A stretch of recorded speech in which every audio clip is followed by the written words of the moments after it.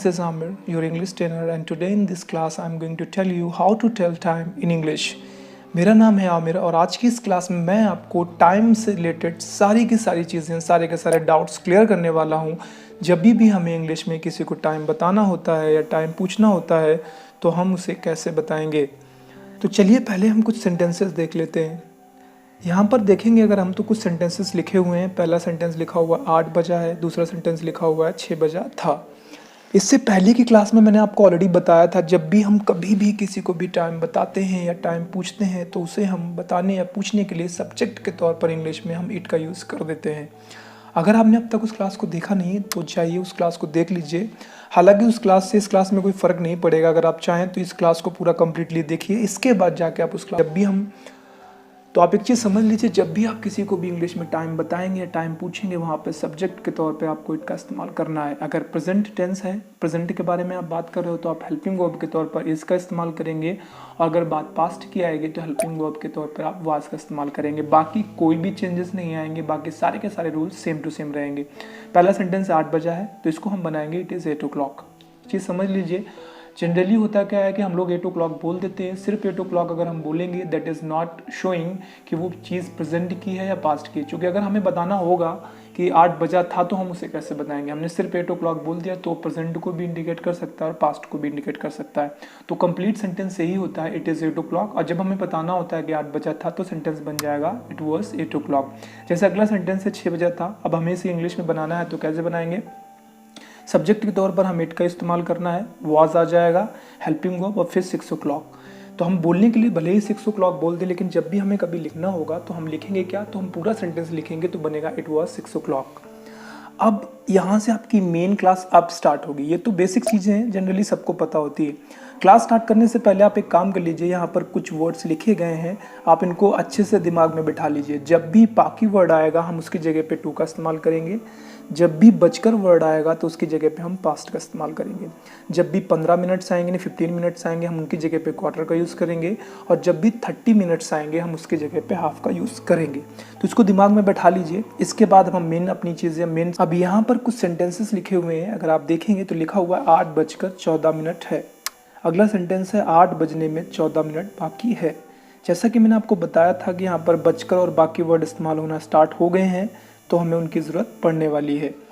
इससे पहले एक चीज़ समझ लीजिए, बेसिकली होता क्या है, यहाँ पर सेंटेंस लिखा है 8:14 है। जब भी हम कभी भी किसी को हिंदी में टाइम बताते हैं तो सबसे पहले हम सबसे बड़ी यूनिट, उसके बाद उससे छोटी यूनिट और सबसे लास्ट में सबसे छोटी यूनिट बताते हैं। लेकिन जब हम इंग्लिश में वही चीज़ करते हैं तो इंग्लिश में सबसे पहले सबसे छोटी यूनिट, उसके बाद उससे बड़ी यूनिट और सबसे लास्ट में सबसे बड़ी यूनिट। सेंटेंस लिखा हुआ 8:14 है। मैंने आपको ऑलरेडी बता दिया है कि हम यहाँ पर सब्जेक्ट के तौर पर इट का इस्तेमाल करेंगे। प्रेजेंट है तो इट इज़ इतना आपका कॉमन हो गया। आपके सामने यहाँ पर दो चीज़ें हैं, 8:14। अब हमें इन दोनों को ही यहाँ पर रखना है। इट इज़ तो हो गया कॉमन, मैंने कहा हर सेंटेंस में लगभग ये आपको स्टार्टिंग में देखने को मिल जाएगा। अब एक चीज़ समझ लीजिए, मैंने कहा आपको सबसे पहले छोटी यूनिट लिखनी है, उसके बाद बड़ी यूनिट। तो यहाँ पर जो 14 है ये मिनट्स को इंडिकेट कर रहा है, जबकि जो 8 है ये घंटों को इंडिकेट कर रहा है। तो हमें करना क्या है, अब हमें पहले मिनट्स को लिखना है तो हम लिखेंगे इट इज़ 14 मिनट्स। अब यहाँ पर बचकर वर्ड आया है तो हमें यहाँ पे यूज़ कर देना है पास्ट का। अगर बाकी आया होता तो यहाँ पर हम यूज़ कर देते टू का, और फिर बचा हुआ पोर्शन आपका 8 o'clock आ जाएगा। यानी अगर आप इतने पोर्शन को बीच से हटा देंगे 14 मिनट्स पास्ट को तो इट इज़ 8 o'clock आपको मिल जाएगा, जो कि पहले सेंटेंसेस में था। 14 मिनट्स पास्ट आपको बीच में ऐड करना पड़ा है, क्योंकि 14 मिनट यहाँ पे वर्ड आया है। ऐसे अगले तो वही सेम चीज़ हमें इट इज़ तो आपको ऐड करना ही करना है, क्योंकि सब्जेक्ट के तौर पर इट आएगा और प्रेजेंट टेंस है तो इसलिए हम इसका यूज़ करेंगे। फिर 14 मिनट है, यहाँ पर 8 है तो पहले हम लिखेंगे 14 मिनट्स, और फिर बाकी वर्ड आया इस बार तो हम यूज़ करेंगे टू का, ना कि पास्ट का। और फिर आपका बचा हुआ पोर्शन 8 o'clock आ जाएगा। It is 14 minutes to 8 o'clock, यानी 8:14 है तो it is 14 minutes past 8 o'clock। 8 बजने में 14 मिनट बाकी है तो it is 14 minutes to 8 o'clock। यहाँ पर पास्ट और टू में अंतर है, बाकी और कुछ भी नहीं बदला है। कुछ और सेंटेंसेस लिखे हुए हैं, लिखा हुआ है 6:07 है। फिर सेम टू सेम चीज़ें हैं, यहाँ पर 6 बजकर और फिर 7 मिनट। 7 मिनट को इंडिकेट करता है, 6 घंटों को इंडिकेट करता है। तो कॉमन टर्म मैंने आपको बता दिया है कि पहले से आपको इट इज़ का यूज़ करना है as a subject. It is का आपने यूज़ कर दिया, इसके बाद आपको यहाँ पर 7 मिनट्स लिख देना है, फिर बजकर वर्ड आया है तो पास्ट का यूज़ कर देंगे और फिर 6 आपका आ जाएगा ओ क्लॉक लास्ट में। अगला सेंटेंस है 4 बजने में 2 मिनट बाकी है, तो इट इज़ कॉमन है, फिर हमें 2 मिनट लिखना है पहले और इसके बाद लास्ट में आ जाएगा 4 ओ क्लॉक। चूँकि यहाँ पर बाकी वर्ड आया है तो हमें 2 का यूज़ कर देना है। सिंपल से इतना दिमाग में बिठा लीजिए, अगर आपकी घड़ी की बड़ी वाली सुई 12 को पार कर चुकी है और उसका टारगेट अगला 12 है, इसका मतलब 2 का आपको यूज़ करना है, और अगर सिर्फ पार कर चुकी है तो वहाँ पर हमें पास्ट का यूज़ करना होता है। घड़ियाँ जो मार्केट में अवेलेबल हैं उनमें ज़्यादातर जो टाइम होता है वो 5, 10, 15 या 20 के फॉर्मेट में ही दिया होता है। अब इससे होता क्या है, जब भी सपोज हमसे किसी ने टाइम पूछा और टाइम है 8:04, तो हम लोग 8:04 नहीं बोलते, हम लोग बोलते हैं 8:05, या फिर हम 8 बोलेंगे या फिर 8:05 बोलेंगे या फिर 8:10 बोलेंगे, 8:15 बोलेंगे। होता क्या है कि हम 2, 3, 4 इनको बोलते नहीं है। जनरली हमें आदत है हम 10, 5, 10, 15, 20, 25 के फॉर्मेट में ही टाइम बताते हैं। तो यहाँ पर चीज़ें थोड़ी और सिंपल हो जाएंगी। अगर जब भी आप किसी को टाइम बताते हैं और टाइम बनाते समय अगर मिनट्स में 5 का भाग चला जाता है, यहाँ पे लिखा हुआ है मिनट्स में अगर 5 का भाग चला जाए तो हम लोग उसकी इंग्लिश बनाते समय मिनट्स नहीं लिखते, सिर्फ और सिर्फ न्यूमेरिक अंक लिख देते हैं। सेंटेंस लिखा हुआ है 5:10 है। एक चीज़ बिल्कुल दिमाग में बैठा लीजिए, ज़्यादातर होता क्या है कि जो घड़ियां हैं वो भी 5, 10, 15, 20 के फॉर्मेट में ही अवेलेबल हैं। जो एनालॉग वॉचेज़ हैं वो 5, 10, 15, 20 के फॉर्मेट में ही अवेलेबल हैं। अब उसमें होगा क्या, देखिए, अगर किसी को हमें टाइम बताना है 8:03 है, 8:04 है, तो हम लोग 8:03 या 8:04 नहीं बताते। हम लोग करते क्या है 8:05, 8:10, 8:15 के फॉर्मेट में ही टाइम बताते हैं। यही हमें आदत पड़ गई है। अब ऐसा करने से होगा क्या, जब भी अगर आप टाइम बता रहे हैं और टाइम बताते समय आपके जो मिनट्स उसमें 5 का भाग चला जाता है, तो मिनट्स बनाते समय हम उसकी मिनट की अंग्रेजी नहीं लिखते, हम सिर्फ न्यूमेरिक अंक लिख देते हैं। यहाँ पर सबसे पहला सेंटेंस लिखा हुआ है 5:10 है। अब यहाँ पर जो ये 10 मिनट लिखा हुआ है, अगर आप इसमें 5 का भाग देंगे तो 5 का भाग चला जाएगा। तो हम करेंगे क्या, सेंटेंस बनाएंगे, बनाने का तरीका वही रहेगा। इट इज़ आपको स्टार्टिंग में ऐड करना है, 10 लिखना है, लेकिन हम मिनट्स नहीं लिखेंगे। क्यों?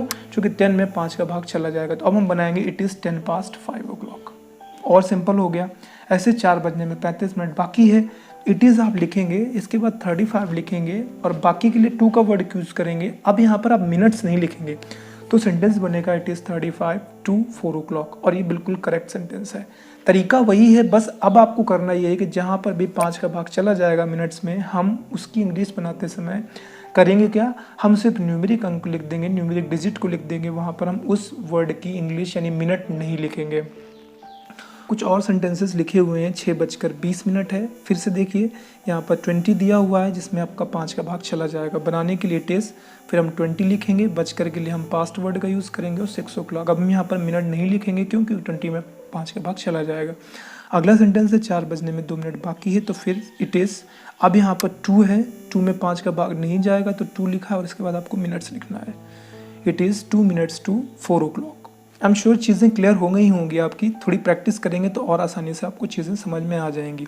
कुछ और सेंटेंसेस अगर हम देखें तो यहाँ पर सेंटेंसेस लिखे हुए हैं। पहला सेंटेंस है 5:24 है, तो इट इज़ 24 minutes past 5 यहाँ पर 5 का भाग नहीं जा रहा है इसलिए हमने पूरा मिनट लिख दिया। अगला सेंटेंस है 5:25 है, इसमें 5 का भाग चला जा रहा है, तो इसमें हम क्या करेंगे, इट इज़ 25 past 5 लिख देंगे, इसमें हम मिनट्स नहीं लिखेंगे। अगला सेंटेंस है 7 बजने में 27 मिनट बाकी है, इसको हमें बनाना है तो इट इज़ 27 मिनट्स लिखना पड़ेगा। क्यों? क्योंकि इसमें 5 का भाग नहीं जाएगा, तो ये सेंटेंस बनेगा इट इज़ 27 minutes to 7 5 का भाग चला जाता तो हम वहाँ से इसको हटा देते। ठीक है। अगला सेंटेंस है 7 बजने में 55 मिनट बाकी है, तो ये सेंटेंस बन जाएगा इट इज़ 55 to 7 55 to 2 करने से मतलब कम हो गया, 7 बजने में 55 मिनट कम है, यानी 55 to 7 तो हम श्योर चीज़ें क्लियर हो गई होंगी। चीज़ों को और क्लियर करते हैं, थोड़ा आगे बढ़ते हैं, कुछ और सेंटेंसेस देख लेते हैं। तो अब यहाँ पर सेंटेंस लिखा है 5:05 है, तो फिर इट इज़, अब 5 चूँकि इसमें 5 का भाग चला जाएगा तो इसमें 5 का भाग चला जाएगा, तो इट इज़ 5 past 5 अब ये 5 है 5 के लिए और ये है उसके लिए आपका। ठीक है, 5 बजने में 5 मिनट बाकी है, तो इट इज़ 5 इसके लिए और फिर ये 5 आ जाएगा आपका इसके लिए। ठीक है। अगला है 10 बजने में 10 मिनट बाकी है, तो इट इज़ 10 to 10 अगला है 10:10 है, इट इज़ 10 past 10 तो एक 10 का इस्तेमाल किया गया है मिनट्स के लिए और एक 10 का इस्तेमाल किया गया है घंटों के लिए। ठीक है। तो वही है, चूँकि इनमें 5 का भाग सब में चला जा रहा है तो हमने यहाँ पर कहीं पे भी मिनट्स का यूज़ नहीं किया है। तो आई एम श्योर चीज़ें क्लियर हो गई होंगी। अब हम आगे की चीज़ों को देखते हैं। अभी आपने इतने सेंटेंसेस में एक चीज़ नोटिस की होगी कि मैंने जितने भी टेंसेस आपको बताया, अभी मैंने 15 और 30 के फॉर्मेट के वर्ड्स सेंटेंसेस नहीं बताए थे। अब उनमें होगा क्या, देखिए उनमें अगर आप 15 मिनट्स का यूज़ करोगे that would not be wrong, गलत नहीं होगा। लेकिन हम कर क्या सकते हैं, स्मार्ट इंग्लिश की बात करेंगे तो जहाँ पर भी 15 मिनट आएगा वहाँ पर हम 15 मिनट्स की जगह पे क्वार्टर वर्ड का यूज़ करेंगे, और जहाँ पर भी 30 मिनट्स आएगा उसकी जगह पे हम हाफ का यूज़ करेंगे। कैसे करेंगे ज़रा देख लेते हैं। सेंटेंस लिखा हुआ है 6:15 है और जनरली इसी सेंटेंस को लोग बोलते हैं 6:15 बजा है। अब अगर हम इस सेंटेंस को बनाएंगे तो कैसे बनाएंगे, देखिए पहला तो जो आपका पहला तरीका है, इट इज़ सब्जेक्ट, फिर 15 लिख देंगे हम, क्यों, क्योंकि मिनट पहले लिखेंगे।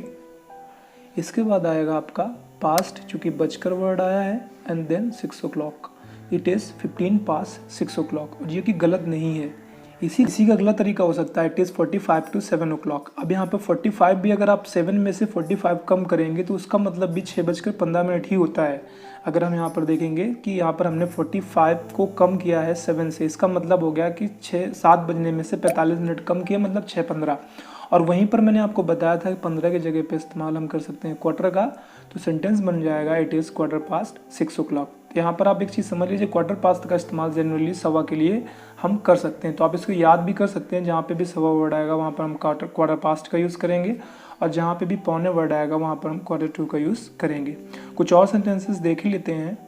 तो यहाँ पे सेंटेंस लिखा हुआ है 9:30 है। अब अगर इस चीज़ को हमें बस समझना है तो 9:30 है बोल दीजिए, या फिर आप बोल दीजिए 9:30 बजे है, दोनों में कोई अंतर नहीं है, दोनों ही एक सेम टू सेम है। पहला बनाने का तरीका it is 9 o'clock।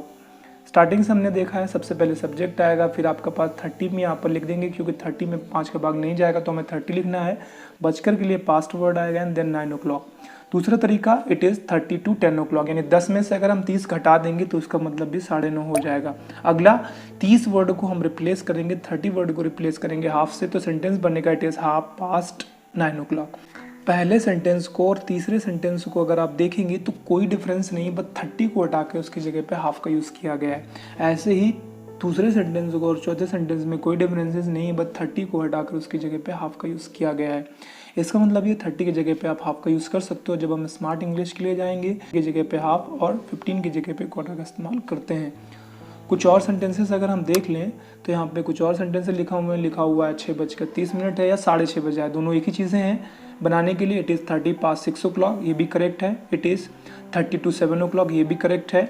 It is 6 o'clock, ये भी करेक्ट है। और इट इज़ 7 o'clock, ये भी करेक्ट। बेसिक सेंटेंसेस इंग्लिश में टाइम बनाते समय इन सेंटेंसेस का हमें इस्तेमाल करना है। अब कुछ एक्स्ट्रा सेंटेंसेस होते हैं जिनका जनरली हमें यूज़ करना नहीं होता है, बट इमरजेंसी में कभी कभी यूज़ करना पड़ता है। वो सेंटेंसेस कौन से होंगे, तो उससे पहले आप यहाँ पे कुछ वर्ड्स नीचे दिए गए हैं, इनको आपको लिख लेना है। गलत वर्ड आएगा हम उसकी जगह पे आउट ऑफ ऑर्डर, जब भी खराब वर्ड आएगा उसकी जगह पे डैमेज्ड, जब भी सिमिली वर्ड आएगा उसकी जगह पे हम सेट बाय या सेट विद का इस्तेमाल करेंगे। आगे के लिए गेन और पीछे के लिए लॉस्ट। पहला सेंटेंस है मेरी घड़ी गलत है। गलत और ख़राब में फ़र्क क्या है, गलत है का मतलब ये है कि चल रही है बट टाइम सही नहीं बता रहे, उसको बताने के लिए हम लोग क्या यूज़ करेंगे, my watch is out of order. यहाँ पर हम इट का इस्तेमाल सब्जेक्ट के तौर पर नहीं करेंगे क्योंकि हम टाइम नहीं बता रहे, अपनी घड़ी के बारे में बता रहे हैं। तो my watch is out of order, मेरी घड़ी ख़राब है, यहाँ पर आएगा माई वॉच इज़ डैमेज्ड। तो डैमेज्ड और आउट ऑफ ऑर्डर अलग अलग दो जगहों पर इस्तेमाल होगा। डैमेज्ड इस्तेमाल होगा ख़राब के लिए और आउट ऑफ ऑर्डर इस्तेमाल होगा गलत के लिए। अगला सेंटेंस उसकी घड़ी टीवी से मिली है, तो his watch is set by TV, या सेट विथ टीवी भी कर सकते हैं आप। अगला घड़ी 10 मिनट आगे है, आगे के लिए आपको यूज़ करना है गेन, तो यहाँ पर सेंटेंस बन जाएगा माई वॉच गेन्स 10 मिनट्स। पीछे के लिए हम लोग यूज़ करेंगे लॉस्ट, तो उसकी घड़ी 5 मिनट पीछे है, तो हिज वॉच लॉस्ट 5 मिनट्स। अगर इसके अलावा भी आपको कोई भी सेंटेंस बाहर से मिलता है तो उसे आप कॉमेंट सेक्शन पर लिख दीजिए, मैं आपको एक सेपरेट वीडियो बना के उसके बारे में बता दूंगा।